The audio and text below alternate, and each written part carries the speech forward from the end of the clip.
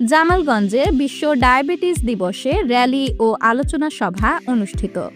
জীবনব্যাপী diabetes এই প্রতিপাদ্যকে সামনে রেখে সুনামগঞ্জের জামালগঞ্জে বিশ্ব ডায়াবেটিস দিবস উদযাপন করা হয়েছে।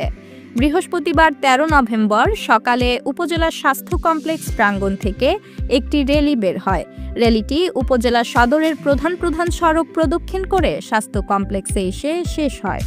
বিরল উপজেলার স্বাস্থ্য বিভাগ ও ব্রাক স্বাস্থ্য কর্মসূচি জামালগঞ্জের আয়োজনে ও ব্রাক স্বাস্থ্য কর্মসূচির প্রোগ্রাম অর্গানাইজার গৌরব সদয় দে এর সঞ্চালনায় অনুষ্ঠিত আলোচনা সভায় বক্তব্য রাখেন উপজেলা স্বাস্থ্য ও পরিবার পরিকল্পনা কর্মকর্তা doctor Moinuddin Alamgir, medical officer Shahedul Alam Bhuiyan, dental surgeon doctor Shahin Mia, nursing supervisor Nilipta Rani Haldar এবং CHW ইকরাম হোসেন সহ ব্রাক স্বাস্থ্য কর্মসূচির অন্যান্য কর্মকর্তারা।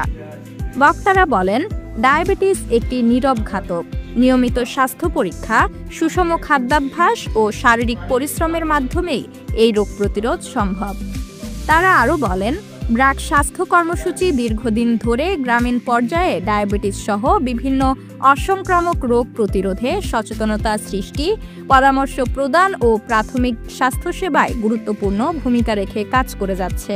বক্তারা সবাইকে আহ্বান জানান নিজের ও পরিবারের স্বাস্থ্য সুরক্ষায় সচেতন হওয়ার জন্য এবং ডায়াবেটিস প্রতিরোধে সক্রিয় ভূমিকা রাখার জন্য।